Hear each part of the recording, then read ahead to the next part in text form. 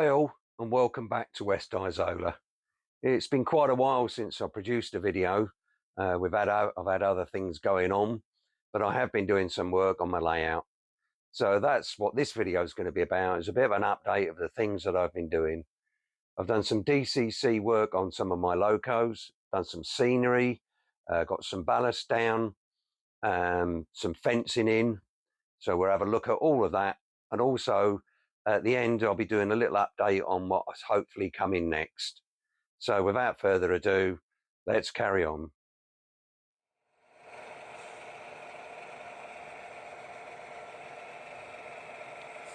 As I said earlier, one of the jobs that I've been doing is some DCC work on some of my locos.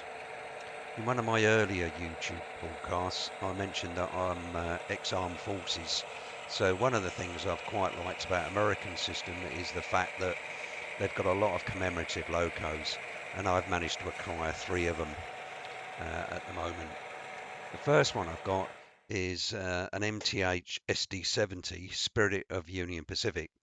This one, I've put in a Soundtrax Tsunami 2 decoder, a Scale Sounds Systems speaker. In fact, there's actually 2 speakers inside this one, and a Lays, I think that's how you pronounce it, Keep Alive. The next one I've got is I've got 2 Scale Trains ES44s. One of them is their Spirit of the Armed Forces, and the other one is their standard CSX livery. This again has had Tsunami 2 decoders put in it, Scale Sound Systems speakers, and a Lays Keep Alives. I'll put links to all of these things in down below in the description. Now, one of the problems with scale trains locos is that they're actually made to work with ESU decoders. So it means if you just plug in somebody else's standard 21 pin decoder, you won't actually get all the lights working. So what I've had to do with the scale trains locos is I've had to change them and put decoder buddies in so I can then fit Tsunami 2 ones and get the all the lights to work. The last loco that I've done work with is another Scale Trains, same procedures as before. This one is an ET44, which is Canadian National Armed Forces Remembrance. I particularly like this one because it's got the poppy on it, which, as if you know from the UK, that's what we use to commemorate um, on Remembrance Day. It's one of the things we wear to show that we're remembering armed forces personnel everywhere, and it comes from the Flanders fields and the poppies that were growing on there. So that's the decoders and the locos that I've been doing there. I must give a shout out to Scale Trains, however, for helping me out. As you can see here, somehow or other, I've managed to break and bend one of my handrails on the one of the ES44s that I've got. So I reached out to Scale Trains in an email, just on the off chance that they might have a spare one. And not only do they have a spare one, but they're actually sending it to me here in UK free of charge. You can't really ask for better customer service than that. So thanks again, Scale Trains. As can be seen, I've started putting some of the ballasting down, and I've also been doing scenery, fences, pipework, etc. by where the Protect plastics has been. We'll have a look at those a bit closer up. I've also had my first attempt at static grass. As can be seen, I've put some pipework in at the plastics factory. These are from a guy called Paul. His video channel, Paul B. He put a tip on how to make these up there. Again, I'll put a link into his channel down below. I've also done some fencing, as you can see here. This is some chain link, and it's also, if I zoom in, hopefully you can see, it's got 3 strands of barbed wire running along the top there. This was from a company called Scale Model Scenery here in the UK. Kit that they do of theirs. I had 2 different ways of doing it. Their recommended way is to actually do it all in situ, which I did start at this end doing that. So you drill the holes for the posts, put the posts in, then glue the mesh on top, and then put the barbed wire in, etc. They use fishing wire to simulate the barbed wire.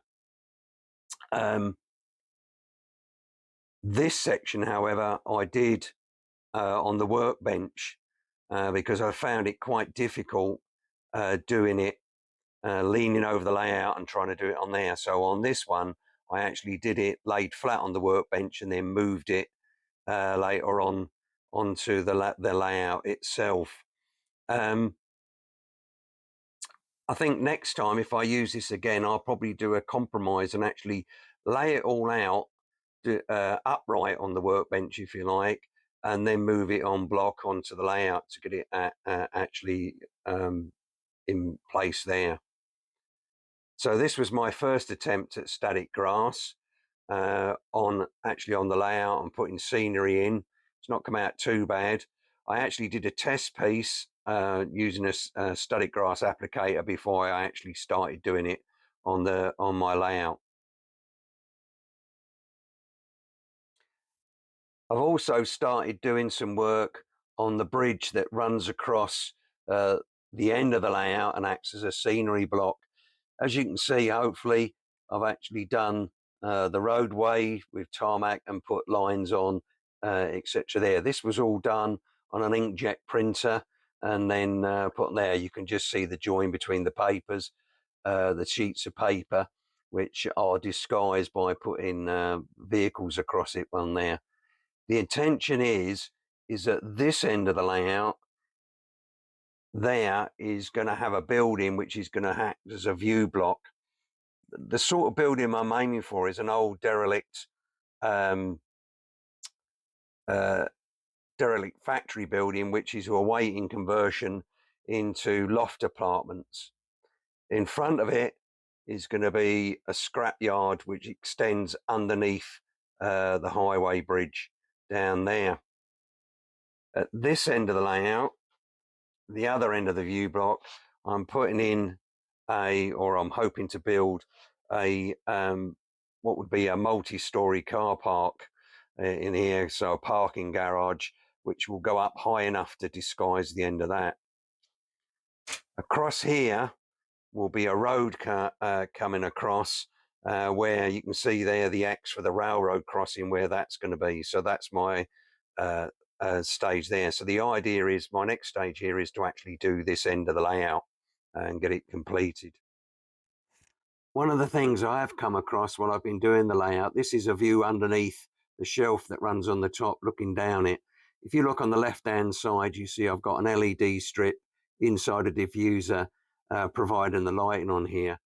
But one of the things that I have noticed as I've been working on it, the back end of the layout towards the rear is actually quite dark when you look at it. So one of the other things I'm hoping to do is put another second LED strip running down the layout further back to light up that back. As I said, there's going to be a grade crossing at the right hand end of the layout there, and hopefully I'm going to be using this, which is from We Honest on eBay, again links below, which I'm going to control to get with an Arduino, which is a single board computer. So the idea is that the lights will flash on the crossing, the gate will be lifted up using a servo, the bells will ring using an MP3 player, and that will all be triggered by IR sensors underneath the track. Now the IR sensor is actually made by a club called the Model Electronics Railway Group, which is a society here in the UK, although it has a worldwide membership.